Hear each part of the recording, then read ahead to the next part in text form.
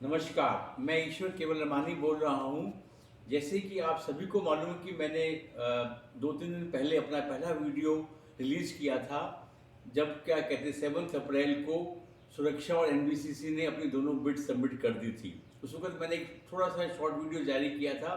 अब आज जब दोनों की बिड आ चुकी हैं और 12 अप्रैल को जो सीओसी में मीटिंग हुई है इन बिड्स को लेकर, उसके बाद आज मैं कुछ बातें आपको एनबीसीसी के बिड के बारे में बताना चाहता हूं। हालांकि बहुत से होम बायर्स ने अपने ग्रुप्स में अलग अलग चैटिंग की है और कुछ होम बायर्स ने तो बहुत अच्छे ढंग से एनबीसीसी बिड के बारे में साफ और अच्छे ढंग से लोगों को एक्सप्लेन कर दिया गया है। मैं सिर्फ आज थोड़ा सा अपने पॉइंट ऑफ व्यू से बताना चाहता हूं। पहली बात तो मैं आपको यहाँ पे ये चीज़ बताना चाहता हूँ कि हमारे इस पूरे जेपी केस में जो बैंकों का लोन है वो करीब है 9,700 करोड़ रुपया। होम बायर्स का जो एडवोकेट क्लेम आज की डेट में बताया जा रहा है वो करीब है 12,700 करोड़ और एफडी होल्डर्स का जो पैसा है वो है करीब 38 करोड़ और जो रिफंड सीकर्स हैं उनका है 88 करोड़। इसके अलावा कुछ ऑपरेशनल क्रेडिटर्स भी होते हैं जो इनकम टैक्स डिपार्टमेंट वगैरह से रिलेटेड है, पर वो हमारे लिए कोई खास मायने नहीं रखते हैं। मैंने तो आपको मोटा मोटा जो बैंक का लोन है और होम बायर्स का जो एडमिटेड क्लेम था उसके बारे में अभी आपको कुछ फिगर्स दी हैं। इसके साथ साथ आपको ये भी याद है कि हमारे फ्लैट्स की जो रिमेनिंग फ्लैट्स की कंस्ट्रक्शन है उसमें करीब रिक्वायरमेंट है 6,000 करोड़ रुपए की और उसमें से होम बायर्स का ड्यू पैसा है करीब 3300 करोड़।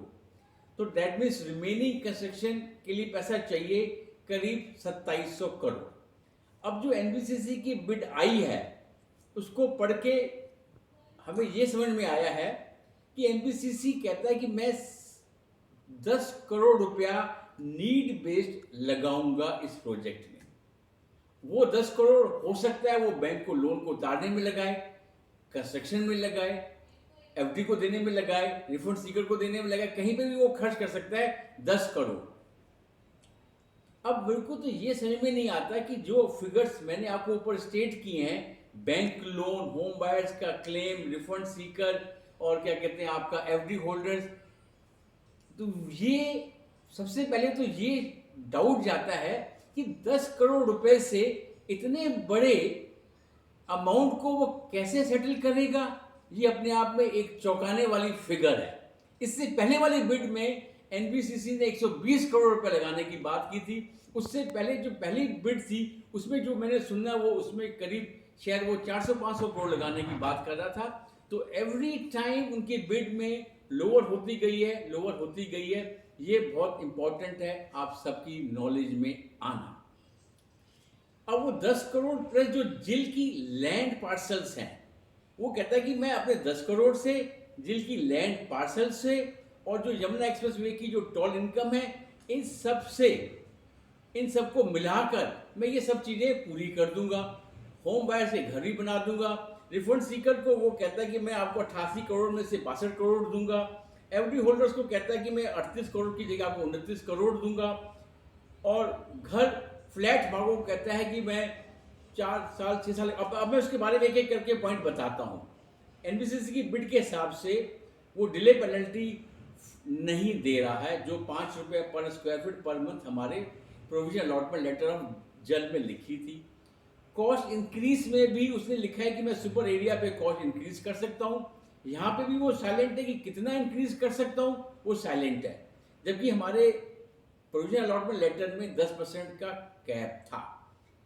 अब एक और क्लॉज यहाँ पे आता है कि फोर फीचर क्लॉज, जिसमें वो कहता है कि अगर कोई होम बायर अपनी पेमेंट देने में डिले कर देता है तो उसमें 18% इंटरेस्ट चार्ज करेगा और 3 महीने तक अगर वो नहीं दे पाता तो उसकी सारी पेमेंट फोरफिट हो जाएगी, उसका फ्लैट कैंसिल हो जाएगा।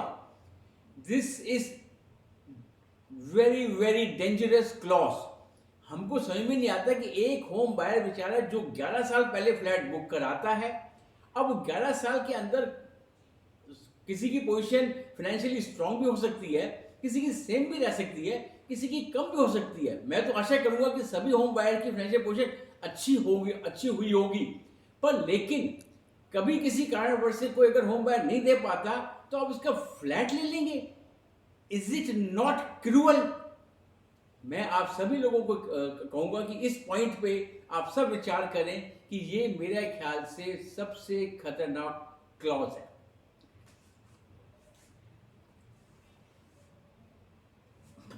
अब आता है कंस्ट्रक्शन का। कंस्ट्रक्शन पे उसने टावर वाइज पूरी डिटेल दी है कि किस किस टावर को कब कब फ्लैट मिलेगा, और इसमें उसने यहाँ ये कहा है कि मेरे को 3 महीने लगेंगे टेकिंग ओवर प्रोसेस में, और फिर मैं 2 साल का उसने ग्रेस पीरियड रखा है। अब 2 साल के ग्रेस पीरियड को 3 महीने के टेकिंग ओवर प्रोसेस को लेकर तकरीबन मालूम पड़ता है कि ये फ्लैट की कंस्ट्रक्शन 4 से 6 साल में हमको मिलेगी, और 2 साल के ग्रेस पीरियड के बाद अगर वो एनबीसीसी लेट हो जाता है तो वो हमको 5 रुपए पर स्क्वायर फुट की डिले पेनल्टी दे देगा एज प्रोविजन अलॉटमेंट लेटर। अब ये देखिए साहब, 6 साल के बाद आप हमको 5 साल की डिले पेनल्टी दोगे, 11-15 साल तो कुछ नहीं मिलेगा। उसके बाद आप कहते हो यार आप चलो हम आपको 5 रुपए स्क्वायर फुट पर मंथ आपको डिले पेनल्टी दे देते हैं। इट अपीयर्स कि वो हमको भीख दे रहे हैं। ये बात मैं अंडरलाइन कर रहा हूं कि 12-13 साल के बाद आप एक होम बायर को कहते हो चलो कोई बात नहीं जी, आपके साथ बहुत अन्याय हो गया, 12-13 साल वेट कर लिया, आप 5 रुपए स्क्वायर फुट की पेनल्टी ले लो। ये मैं इसको भीख से ज्यादा कुछ नहीं समझता हूं। दूसरा वो कहता है कि मैं लैंड पार्सल बेच के पैसा इकट्ठा करूंगा, उससे वो बैंकों को भी चुकाएगा, किसी बैंक को लैंड देगा, कोई बैंक कहता है मुझे लैंड नहीं चाहिए मुझे कैश चाहिए तो उसको वो कैश देगा। अब कहने का मतलब कि यहाँ पे जो delay penalty increase in area की जो मैंने बातें रखी है वो तो एक अलग इश्यू है, पर मेन डर इस बात का बैठ जाता है कि वो फंड्स अगर लैंड बेच के ही अगर करेगा तो समय लगने के डिले होने के पूरे चांसेस हैं, क्योंकि लैंड को मोनेटाइज कराने में जो गवर्नमेंट के रूल्स एंड रेगुलेशन होंगे उसको फॉलो करना, लैंड को बेचना, फिर पैसे इकट्ठे करना, उसके बाद फिर पहले वो प्रायोरिटी देंगे बैंक को, फिर प्रायोरिटी देंगे होम बायर की कंस्ट्रक्शन को। तो मुझे तो ये लगता है कि भाई इस पूरे खेल में बैंक को तो पहले प्रायोरिटी पे रखा हुआ है, जबकि होम बायर्स का क्लेम अमाउंट सभी बैंकों के मिलाकर ज्यादा है। तो in my opinion home buyer together is a bigger chunk in comparison to bank. तो हमारे होम बायर्स के साथ ये पुअर ट्रीटमेंट क्यों रखी गई है इस बिड में? और हमने जैसे पहले मैंने को बताया था कि हम लोगों ने मेल लिखी हुई है होम बायर रिप्रेजेंटेटिव को, सीओसी की मीटिंग में से पहले कहा गया था कि आप ये जितने भी गलत क्लॉज हैं ये रीनेगोशिएट होने चाहिए दोनों बिडर से। सुरक्षा की बिड को आज मैंने डिस्कस नहीं किया, वो मैं दूसरे वीडियो में डिस्कस कर लूंगा, पर लेकिन हमने ये लिखा है कि दोनों बिडर से होम बायर्स के जो पॉइंट्स हैं वो प्रॉपर ढंग से नेगोशिएट होने चाहिए। और आज भी मैं ये कहता हूं कि हमको जो प्रोविजन अलॉटमेंट लेटर के टर्म थे उसी हिसाब से होम बायर से पेमेंट ली जाए, उसी हिसाब से उसको डिले पेनल्टी मिले, उसी हिसाब से उसके इंक्रीज इन एरिया के सारी चीजें अडियर हो।